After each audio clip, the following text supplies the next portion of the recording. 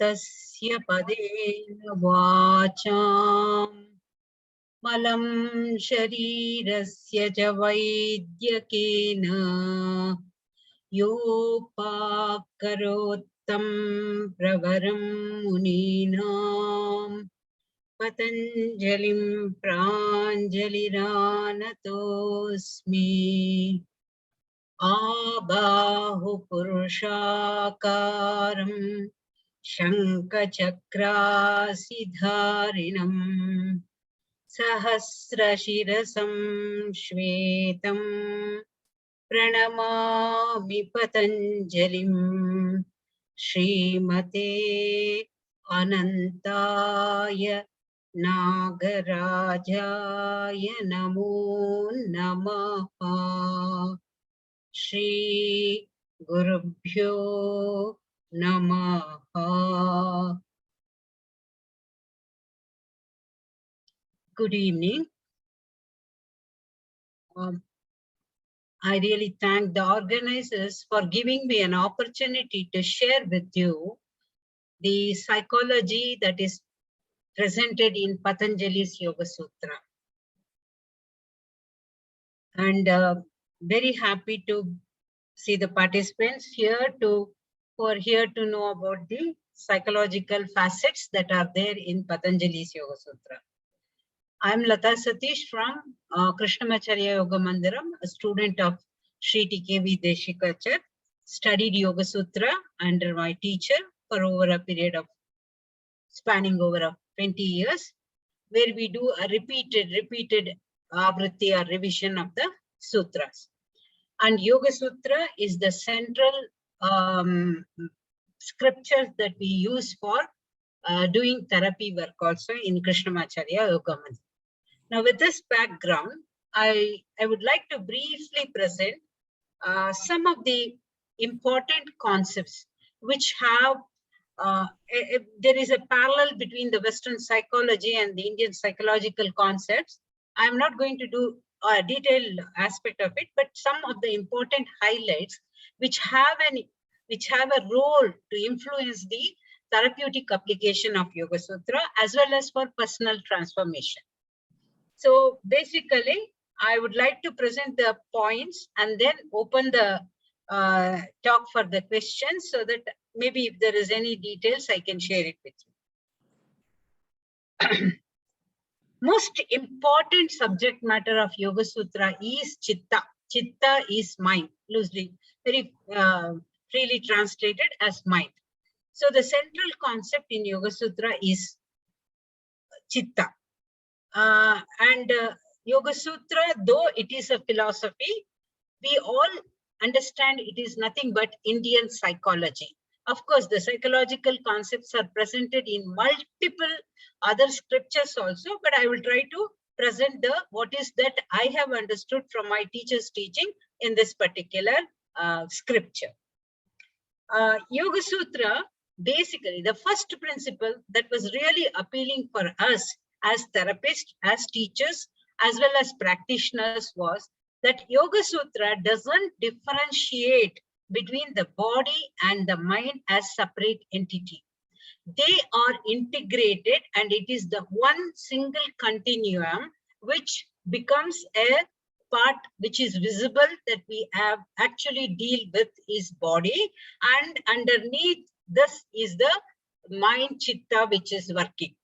This concept is very, very different from Western psychological view, where body is taken as a separate entity and mind is taken as a separate entity, and later they understood there is an interaction between the two. However, the yoga philosophy, which depends upon the Sankhya ideas also, views these two as not two separate entity, but they are same, one and same. Whatever happens at the mind has a role to play in the body, and whatever that we see in the body, there is some amount of its underlying aspects are there at the mental level also. This integration or continuity is the most important aspect of that we see in the Yoga Sutra scripture of Patanjali's Yoga Sutra. Now, when there is a understanding that it is a continuum, we will not differentiate asana is for body, meditation is for mind, pranayama is for breath. There is nothing like that. So it is actually whatever, if you, well, like a stick, when you pick up one end of the stick, the other end of the stick is coming along with it, you know, there is nothing like, okay, that won't come with you. So like that, this continuum is there. So therefore, whatever that you do has an impact on the other end of the existence, our existence. So this is one of the most important aspect that we study in the sutra. Dukkha dhaurmanasya angame jayatva shvasa prashvasaha vikshepa saha bhuvaha. I'm quoting this particular sutra, which is the very essential aspect of the second chapter, Sadhana Pada, where it says dukkha. If you see dukkha, along with it, there is durmanas. Durmanas is mind which is agitated with the negative thoughts. Dukkha dhaurmanasya angamejaya. Angamejaya, a topsy-turvy state of the physiological function, as well as shvasa prashvasaha. That is, your breath is also impacted. So vikshepa saha bhuvaha. Vikshepa is that state of mind where it just falls off. It no longer stays there. It is falling off. This aspect is very beautifully presented in this sutra, where Patanjali does a very good exposition of what is chitta, how to work on it. This is what is the fundamental principle that we study in Yoga Sutra. Now, we know that in Patanjali's Yoga Sutra, mind is the central concept, and there is a mind is taken as an interface between the consciousness and the external reality I am dealing with. So this is what comes in the first two sutras of Patanjali's Yoga Sutra, first 2-3 sutras. Yogaha chitta vritti nirodhaha. The definition is very clearly stated. Chitta vrittis, when you regulate it, when you reach a state of nirodha, that is yoga. Very good. The definition of what we call a state of yoga is defined. Then tada drashtuhu swarupe avasthanam. Tada, at that time, you can realize, you means the realization or the self becomes apparent. So that means chitta is there, drashta is there. That means there are two entities. There is a drashta. Drashta is a seer, consciousness, and this consciousness is different from chitta. So with the second sutra itself, we understand that there is two important entity. One is something that is a conscious entity, another one which is a chitta, which is doing some activity. So this is a very important psychological concept for me, because it helps us to understand that chitta is not something that can experience, it is something else which experiences things. So this is one of the fundamental concept in Indian thought, and more specifically stated in Yoga Sutra, Drashta. So what happens is, this is very different from Western concept of consciousness as one of the characteristic state of mind. So their mind itself has a state of consciousness, which is often located to the state of brain and its function. Whereas Indian thought, there is a separate entity called my awareness. My awareness is different from the content of my awareness. Chitta determines what is the content of my awareness, whereas the awareness or the conscious awareness is something very different. So this is one of the most fundamental concept in Yoga Sutra, which has an implication. The moment I know in the sense not experiential, but the intellectually, I can try to understand that my chitta can be handled. The chitta is something like an instrument, something like a matter which can be handled by me. So therefore, it's like a torchlight where you want to focus it.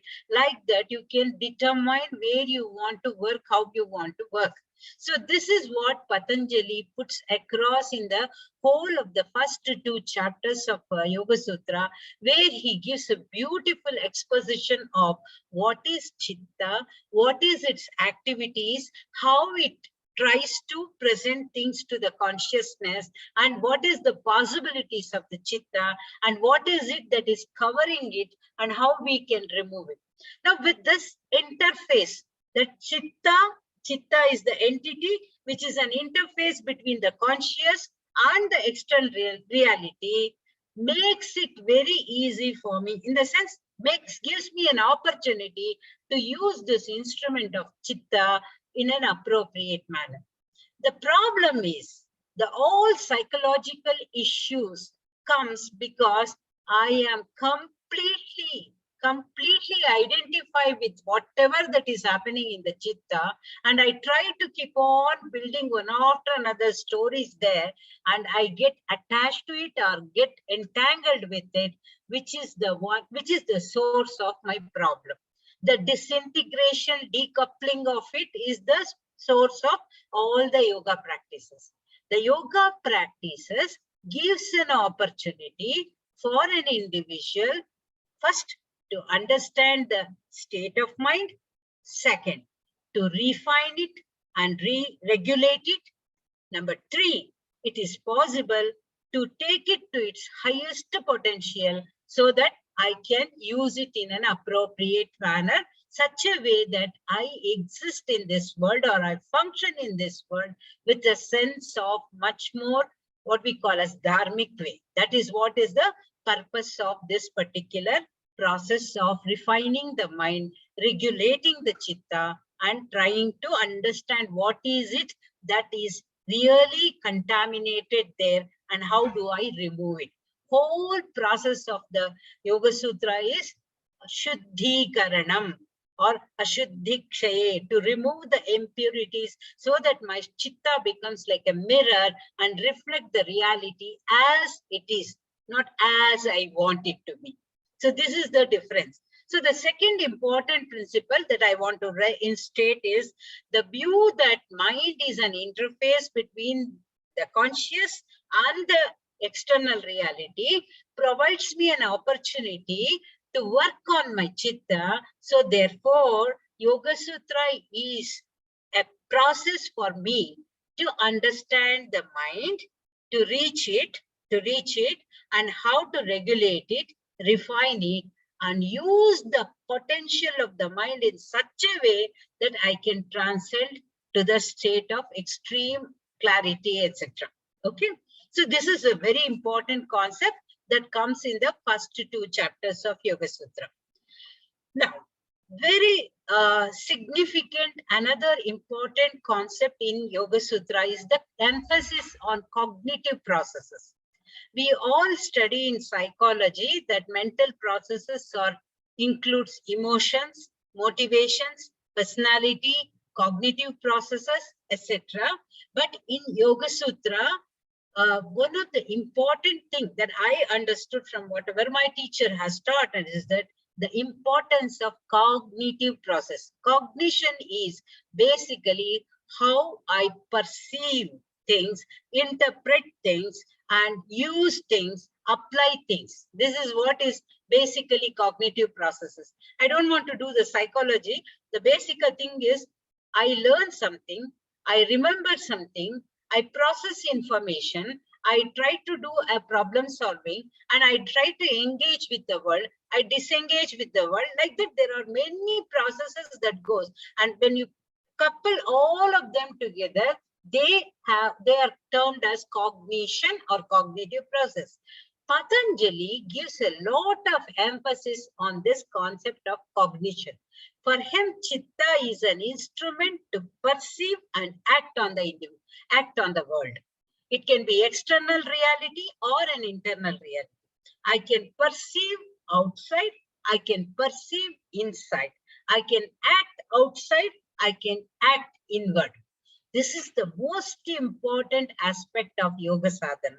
So basically, Patanjali's Yoga Sutra tells you the process of the cognition, how I view things, how I interpret things, what is it that colors or contaminates my perception.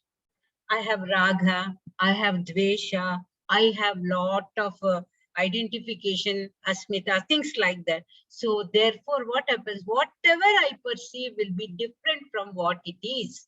It will always be like that. So therefore, the kleshas, the word he uses is klesha, which can be avidya, asmita, raga, dvesha, abhinivesha. That is what we call as insecurity type of feeling. All these are all something that has been coloring and holding me, and I think I am that.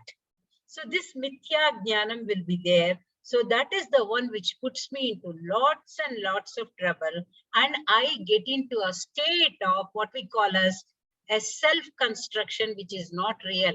It is an unreal self-construction. So I get into a lot of emotional turmoil. I get into a lot of disturbances in terms of not getting things which I want. 100 different things happens. And one of the worst part of it is the asmita, the ego or the identification. And the identification really creates a bhranti or what we call as illusion. And one gets into a lot of problems. Now, provided if you remove all these things, cleanse the mind, or the chitta is such a state that it is not corrupted by all these things, then the possibilities and potentials are so high. So the most important principle that Patanjali presents is the cognitive processes of the mind and the state of mind. So my emotions, my experience to a large extent depends upon these cognitive processes, and they are called as vrittis. Vritti, vartane, or transactions or mental modification. The beautiful concept is chitta vritti. Vritti refers to transaction. Transaction happens with the external world or within me. Within me, I become aware of something and something I understand. So it is completely, Patanjali classifies 5 important vrittis, which is very, very different from the psychological classification of mental processes. In the Western psychology, they include emotion, they include 100 different things there. But Patanjali says, the way you perceive, that is how you understand. And the way you understand, that is how you will act upon. So this is the principle. So basically, this is another important concept. Now, the concept of klesha, samskara, vasana is something that is again coming from Patanjali Yoga Sutra, which is almost equivalent to what the Western psychologist calls as unconscious, or what we call as unconscious deposits or experiences or repressed feelings, etc., etc. But it is not so not unconscious, it's deeper than that. So this is called as karma shaya, the concept of karma shaya, which gives me a scope to understand why people behave in a particular way. With a broad word of klesha, karma, vipaka, ashayayi, something like that, no? With all this satimule, tadvipako, jati, ayur, bhogaha, with that sutra, Patanjali says, it is the klesha and the klesha-based action that puts you into lot of situations, lot of experiences, and all those things. So with this one sutra, the breadth of my understanding of the people will be enormous.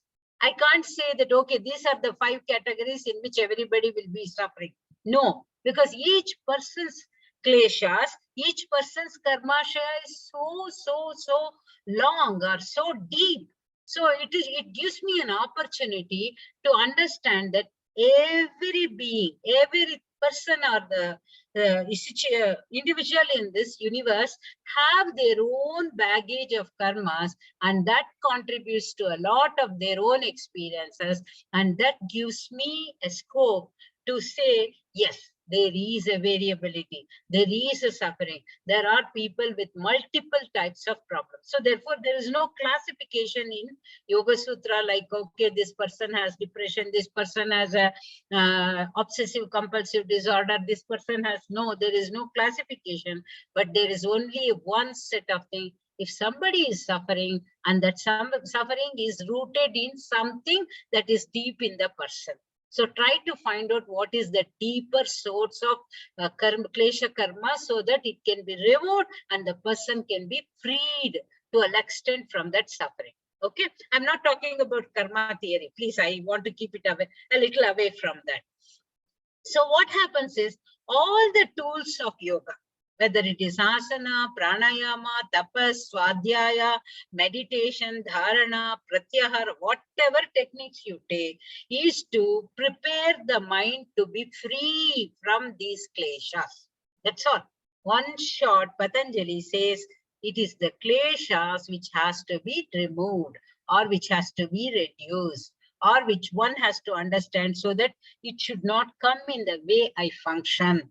So this is what is the fundamental principle that we learn when we deal with the therapy work, or when we try to make somebody do certain practices, is to take their mind to that state of mind where the amount of klesha or the intensity of the kleshas, whether it is raga, dvesha, or some other smaller problems, antarayas like that, should not come and disturb the person's functionality. So this is what is the process. So if I can function in this world, I can function with klesha or without klesha.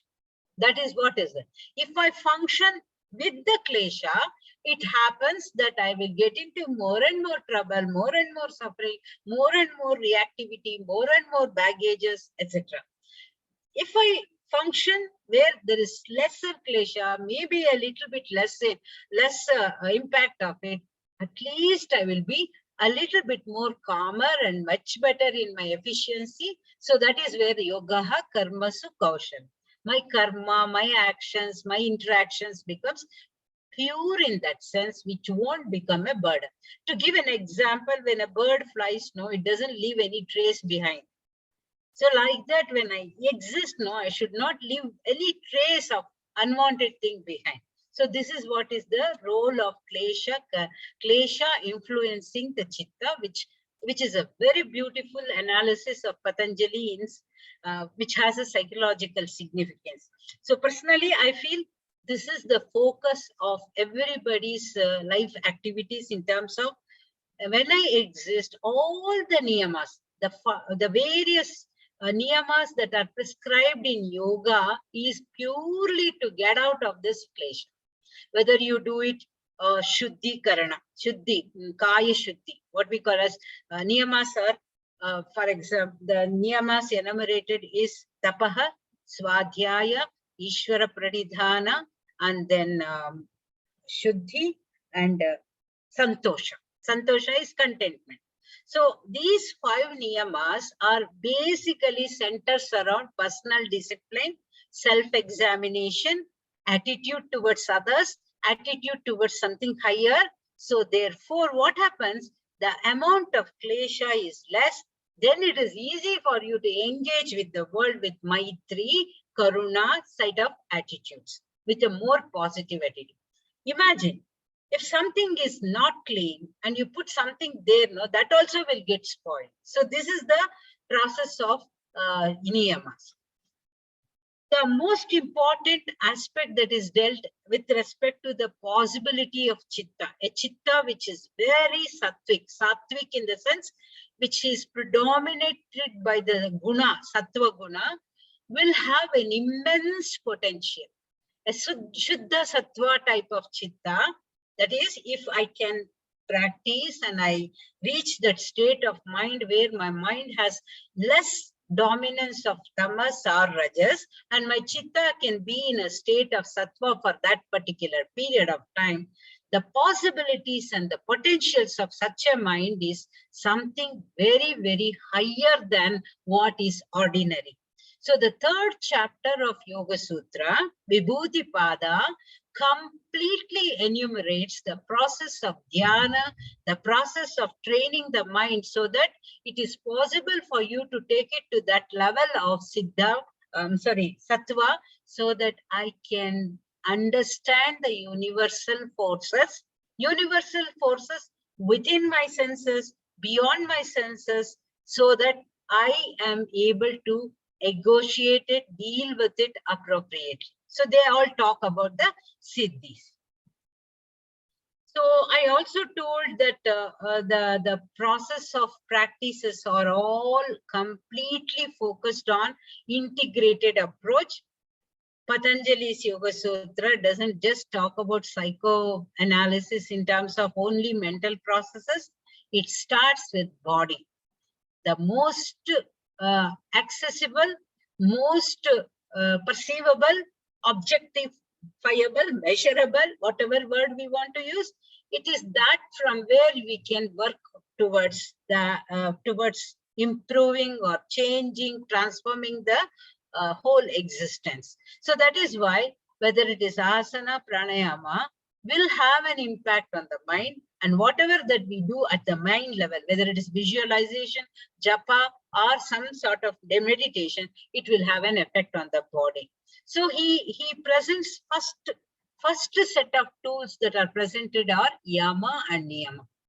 Unless I have a very good relationship with the world, whether it is my neighborhood, my community, or the place I belong to, yama involves ahimsa, satya, asteya, aparigraha, brahmacharya. So how much I respect the world around me, it is a yajna. So unless that is in place, however much I use the asana as a tool, it doesn't do anything for the klesha. The klesha continues to stay there, and your yamas are not there in place. So it will become more and more problem. So this is where the Patanjali Yoga Sutra provides the basis for codependence, coexistence, harmony with the nature and the world order, so that human life will not become a suffering, it becomes a mutual respect for each other. So all the yamas is nothing but how much I can take, how much I have to give. So it is a beautiful way of having that attitude. And this attitude doesn't come if there is a lot of klesha already accumulated. If I am in dukkha, if I am in dvesha, no, nobody will be showing there will be more and more himsatmaka. Human relation is like that. So that is why the process of dhyana and other thing is to purify and reduce that klesha so that I can interact with the persons in a much more harmonious way. So they all go together. There is nothing like one after another I will practice. So the dharmic way of life and loka samrakshana becomes a very important training for the mind. So this is very important idea that is there in Patanjali Sutra. It says that mind, when it is in the state of yama niyama, like when somebody pratishtayam, satya pratishtayam, or somebody's ahimsa pratishtayam, tatsannidau vairatyaga. When somebody is in a very highest state of ahimsa, absolutely no himsa for myself, or my body, in my mind, or in my speech, or my interaction to people around me, or animals around me, or even for the beings around me, or creatures around me. Pratishtayam, well established. There is absolutely no doubt in the person. When that is it, tatsannidau, in his or her presence, every other beings there, no, are free from vairam. That is the impact of a mind which is very well trained. It can impact the people around them. So the concept that is used in Yoga Sutra is nirmana chitta. And nirmana chitta is whose chitta? Chitta is the mind, which I have to show here because it's a common way of sign to show the chitta. The chitta, which is very, very pure sattva, their actions are nirmana chitta. They are constructive. They will be not destructive. Nirmana chittaha asmita matra. There is no personal goal there. There is no personal, what do you call us, expectancies. It is for the benefit of everybody.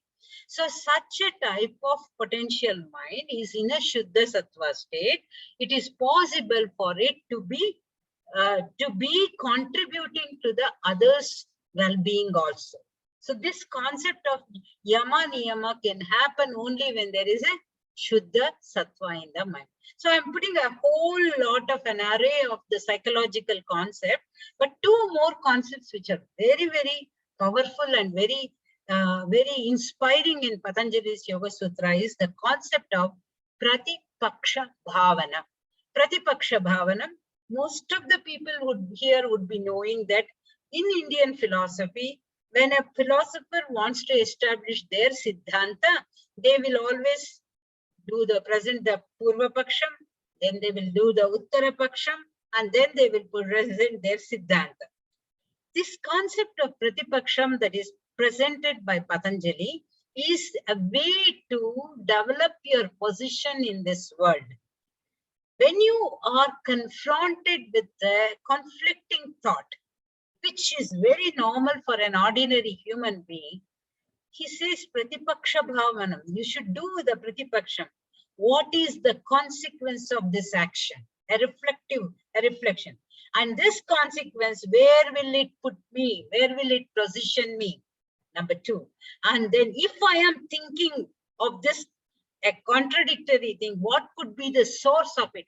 Is it because of my greed? Is it because of my anger? Is it because of my elusive, confusing, delusional state of mind? So when I completely analyze that, no, my reactivity comes down. And then I will go still bigger. Is it I'm doing it to please somebody else? Is it that I'm doing this because I was stimulated by somebody to do this? This type of analysis, what in psychology is called as cognitive restructuring therapy, whereas in Yoga Sutra, this is beautifully presented as Pratipaksha Bhavana. There's a beautiful sutra, Vitarka Badane Pratipaksha Bhadanam, Vitarkaha Himsadayaha Krita. Karita, Anumodita. I am not the only doer in this world. I mean, doer in the sense, I am not the only responsible person. Somebody else is giving instigation to me. So we have to understand where we stand. Krita, Karita, Anumodita, Loba, Krodha, Moha Purvakaha. What is it triggering my action? What is it that makes me to get into this? That type of analysis. And then what is the consequence of it? Dukkha Anantapalaha. Anantapala is every action of yours will have a long-lasting effect. So in commentaries, they say it is not only I have my people around me become dukkhi. If I am dukkhi, the people around me in my house will be dukkhi. Because I would have done something wrong. Because I would have done some himsa to somebody that will make me not very happy, and then everybody will. So that Anantapalaha refers to the time frame, number of people who are affected, and the consequences of it. So this type of analysis is called Pratipaksha. Now, Pratipaksha Bhavanam doesn't happen unless somebody's mind is in a state of dhyana. Now, dhyana doesn't happen unless somebody's body and breath is stable. Dhyana, body breath is not stable unless they practice or they are motivated by that. Now, each person has a different karmashaya. They have a different set of practices. So, therefore, tasya bhumishu viniyoga. Patanjali says, viniyoga means whatever that you do should be appropriate for the bhumi. Bhumi here refers to the plane of the mind. And where it stays accordingly, you have to apply the practices. So these are all beautiful things. And before I go to the next one, there's one more important concept in yoga concept psychological concept, which is very relevant to the therapists and people who are practicing, who have teachers, yoga teachers, is Vita Raga Vishayam Va Chittam. The one of the way to appease the mind, to make the mind calm, Chitta Prasadanam, is go to a chitta, go to a person whose chitta is Vita Raga Visha, is completely free from expectations or any type of transaction, or what we call as whatever. In modern times, there are so many places where people misuse the other person. No, such type of things should not be there. So this is a very important concept in yoga. If I am a yoga teacher, I should have a care for another person. Another thing is I should have that ability to give that what is good for the individual, make him or her to do that practices and processes, but at the same time should not what we call as abuse the relationship, make that person to become a slave for my needs and my expectancies. So such a type of person is not a Vita Raga. A Vita Raga is, I don't have Raga, I don't have Dvesha, I am free from some amount of Asmita and Abhinivesha. Such a type of chitta can guide or lead somebody else. This is a very important concept which we see even in psychology, psychotherapists. There is a very strong area where people feel very scared to go to some therapist, and they feel that they are being used and other thing. We have seen this now. There is a lot of ethical and moral and other things that has been put in place, but Patanjali's Yoga Sutra tells that as a person, when you go to a person for support, when you go to somebody for your help and other thing, and that person should be somebody who can be a model or a guide or somebody who can coach you without where you feel safe. That is very important. That feeling of safety comes when that chitta is free from raga, dvesha, etc. Vita is vigataha raga, who doesn't have such an expectancies. So these are all some of the things, and one important beautiful analysis of chitta is the antaraya. So Patanjali talks about with these cognitive processes. He talks about karma, shaya, klesha as a source of all the quality of the chitta. In between, there is one word called antaraya. Antaraya is impediment. Very beautifully analyzed. 9 antarayas he takes. If you come across anyone who is going through some amount of mental, I'm not talking about psychological distress. I'm talking about ordinary people who are functioning will go through these problems. It may be something affected by Vyadi. I've been diagnosed with a particular condition. Even it may be a small thing that you have a deviated septum in your nose and you will be vulnerable for this thing. It immediately disturbs the state of mind. It's not a vyadi in that sense, but it is a diagnosis. So vyadihi, sthana, stagnation. Suddenly people feel that they are not progressing, etc. There will vyadi, sthana, samshaya. Samshaya is a very common in the modern time because people don't have the conviction about anything. So the samshaya also makes people to. So you go to some place and suppose you want to pray or go to temple. You want to think whether this place is okay, should I have gone there, or should I do this prayer or that prayer? That type of samshaya will not keep the chitta in a state of focus. It starts falling down. So this type of vyadi, dhyana, samshaya, pramada is where you do act impulsively. Alasya is very clear, procrastination. Alasya, avirati, inability to keep on accruing, keep on enjoying, keep on doing something where you don't even know what is it that you really want. So such type of avirati. Rati means completely engaged with something. Avirati is inability to disengage. Inability to disengage. Avirati, vyadi, sthana, samshaya, pramada, alasya, avirati, bhranti darshana, alabdha bhumikatva, anavastitatvani. 9 of them. I don't want to interpret all those things. These are all states of chitta. Chitta is in a path. Chitta is the mind, is taking you in a particular way. You have a project to do, you have a task to do, you want to focus on something, you are doing some meditation. Suddenly something comes, puts an obstacle, chitta, which was so stable, it just falls down. It falls down. That is called as kshipanti iti vikshepa, chitta vikshepa. Now, the moment anyone feels that they are not able to focus, they can't do something, and they get agitated, I am not able to achieve, etc., they will be into a state of conflicts, dukkha, daurmanasya, angamejveta, shows up in the body, and people feel I am stressed, I don't know what I am doing, etc. And it affects every other aspect of the life. So these are all very important things, and the practices are all beautifully placed in such a way that it approaches from the body, it approaches from the multiple level, and everything is placed beautifully so that people can pick up whatever that is appropriate for them.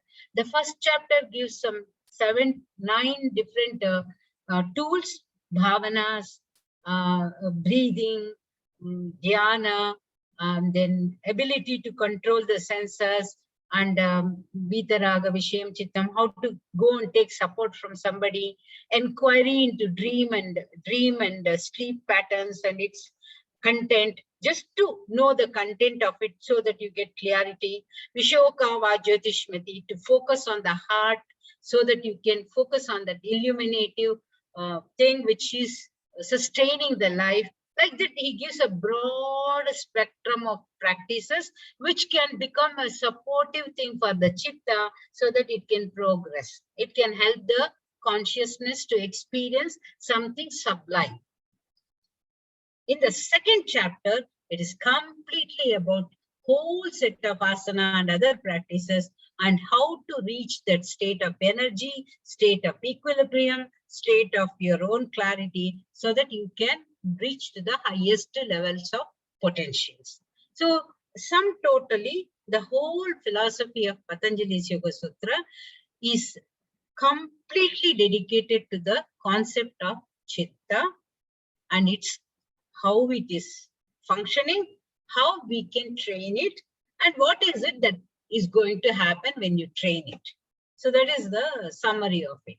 So I will like to stop it here, and if there is any questions, I can answer.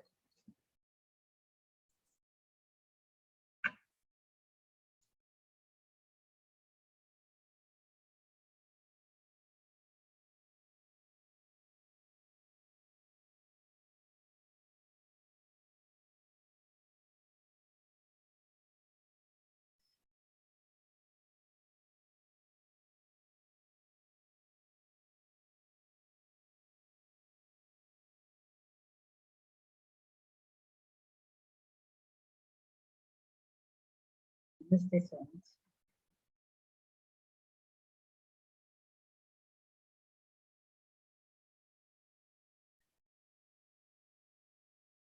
You can type the question also on the chat box.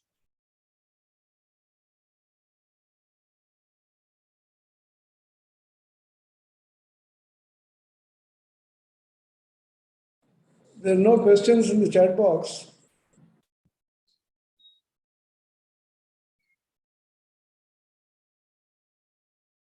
So you have made everything so clear, people are Shaya. I'm checking whether there's any question on the chat box. There is no question in the chat box. So, Swamiji. I think you have made it so clear that people become Shaya. Maybe it is too high level. No. So it is straightforward, simple. Thank you, Swamiji. Just so throw some light on the Vitarka Vichara Ananda Asmita Samadhi. Rupa Anugamat Sampragnata. And also, even that is little too much.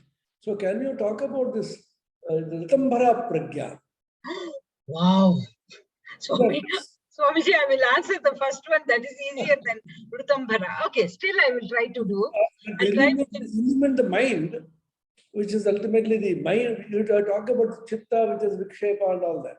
a chitta which has been purified, the idea of Ritambhara is very, very expressive. Very true. Filled with Rita.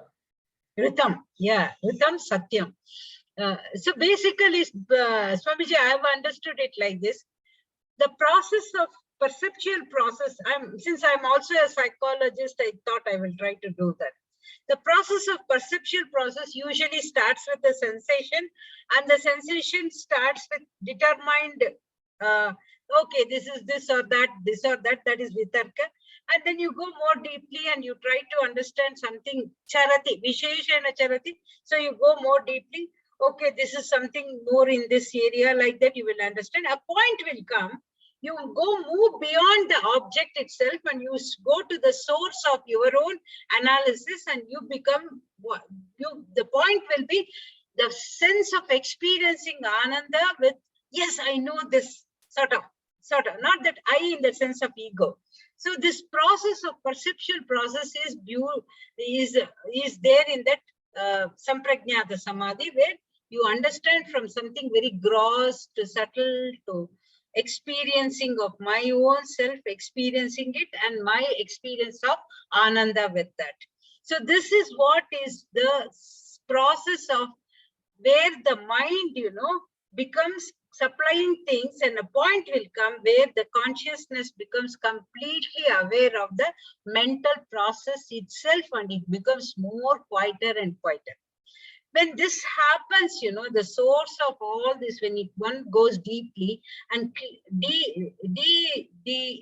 decouple, mind is not free from all the kleshas, Srinavrittehe, Abhijatasyeva Manehe. When it is completely free from all colorations and other types of analysis and other things, the object of whatever that you are perceiving or the object of the meditation will apparent, it becomes apparent, and it takes completely the space of the consciousness, and the consciousness can completely become aware of it as it is. That is the state of Ritambhara Prajna, where there is no bija in the mind to analyze, okay, is this way or that way, or such type of analysis is not there. And Ritam is things as it is. Ritambhara as it is perceived. Very highest state of awareness of consciousness aware of its experience, where the mind is completely free from all the, even the residues of any klesha. Absolutely, there is no analysis at all. I have not experienced it, so therefore I cannot tell. It's purely an intellectual analysis, Swamiji. I can't do anything about it. But when we read the sage and their experiences, the point they will say something very different.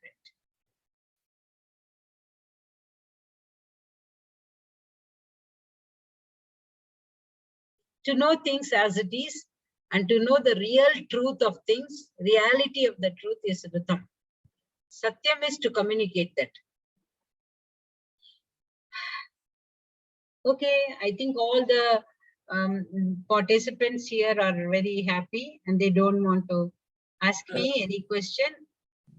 So what will you do with this knowledge? I will ask you people. Whatever I have told you, I'm a teacher, that's why I'm asking. So people who are here, who have, you can unmute your thing. Somebody has, I have this. Classes available in yoga. Any? Practical classes available in yoga. Is there any practical classes available on yoga? So from my point of view, the institute I represent, there is a lot of practical classes. Of course, there is a lot of places where yoga is taught. If there is any practical classes, well, the university also may be thinking of it. Very important. Anubhava Shastram. Yoga is Anubhava Shastram.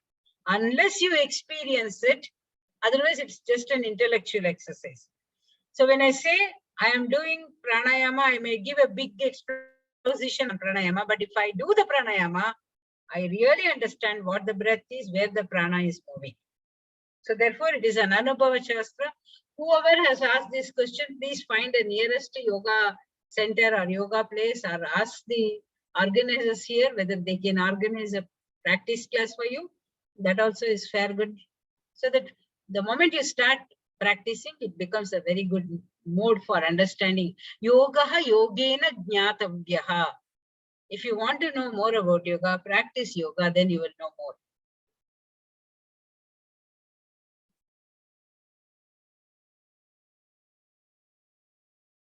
So the question is this: what will you do with this knowledge that I just shared? No, the psychological principles of yoga sutra, Patanjali's Yoga Sutra, one of the important darshana, one of the important six. So what will you do it? I just want one answer from each one.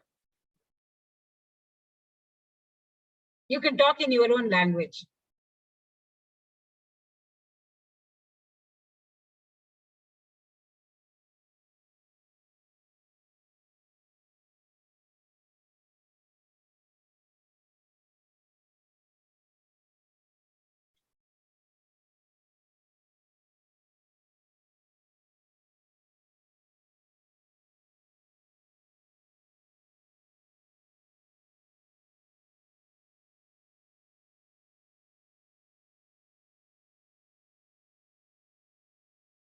Thank you for developing the personality. This is very good.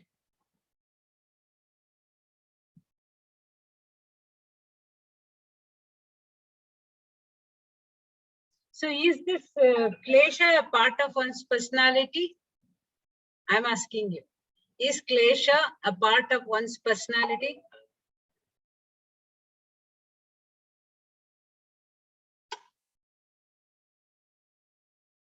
Yeah, you can answer me. Is klesha a part of one's personality?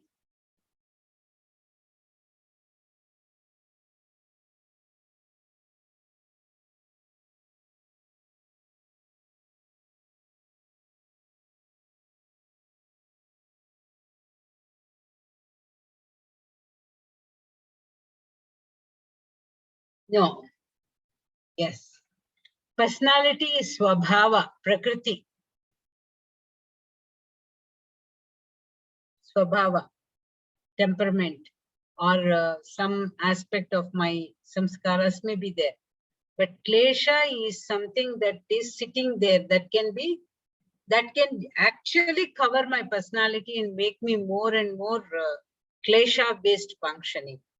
So some point of time, swabhava and what you have, vasanas, no, they become so enmeshed with each other. I won't be able to decide what is my real personality and what is my vasanas, which are triggering me to do something. So this is very, so right now, each one of you may have a abhinivesha. Madam, we can't ask you question because it is, I feel everybody will ask with this question. That is that a part of your personality or a samskara? Why should I have to put trouble to madam by asking question? That also may be there. So,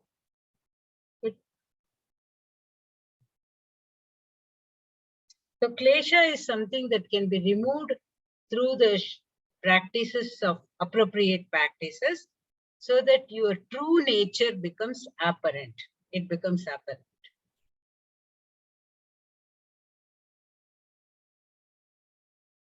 Sattva Rajas personality is very common in Indian knowledge system. Sattva Rajas Tamas, tamasic personality, which involves a whole lot of behaviors or preferences, lifestyles, etc.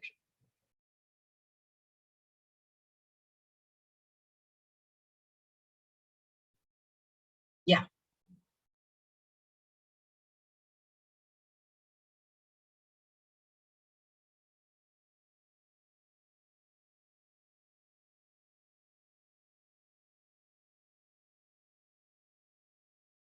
So I think we had a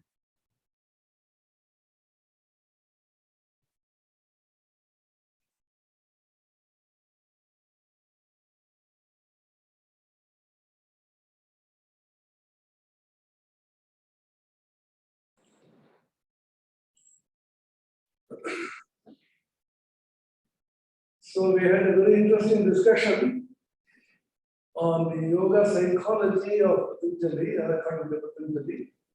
There are several ways of looking at things. Vedanta, for example, will start by denying the mind itself.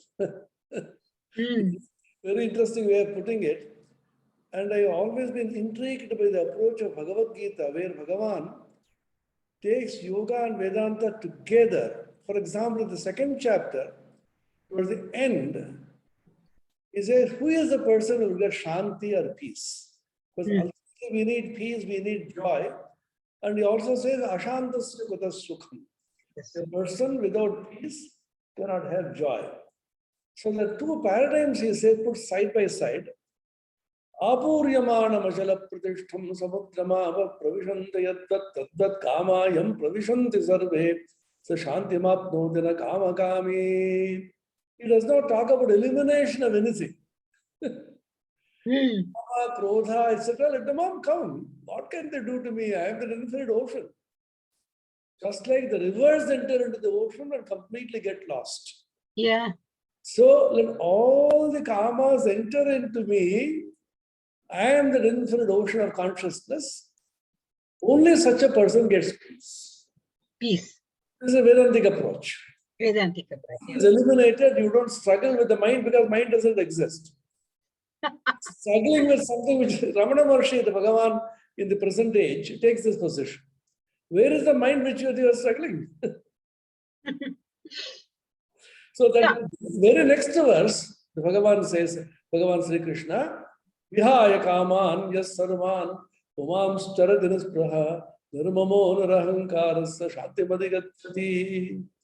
There he said, allow all kamas to enter into you. Here he says, give up all kamas. Vihaya kaman sarvan. This praha starati, he alone gets peace. That's the yogic approach. So yoga always tries to eliminate. Prakriti is coming attacking me. No, I should be very careful. I should be guarding against Prakriti. Vedanta says, let Prakriti come. Prakriti is part of my own nature. I am that infinite self. What can Prakriti do to me? Yeah. That's very, very bold people who are not afraid of anything. And therefore, Gaudapada says the Karika,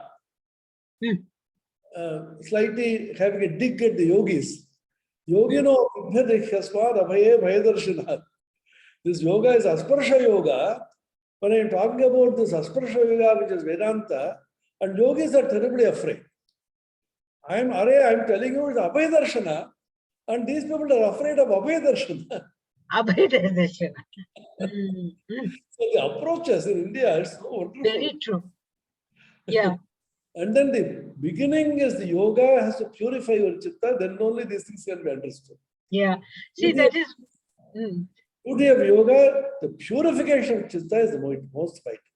That's why Bhagavan says, Bhava Samshuddhi. Bhava Samshuddhi. It's the greatest of tapasya at the manasik level, it says. Yeah. So thank you so much. Yeah. Thank you. Thank you so much, Dr. Latha, Satish, for the excellent exposition. So simple, straightforward, direct, and to be practiced in everyday life. That's the most vital. So everybody got enriched by your talk. So we will end today. Thanking you profusely in the Krishnamacharya Mandiram and Sridharan for introducing you to us. Om Shanti Shanti Shanti Hari Om Tat Sat Shri Ramakrishna Arpanamastu.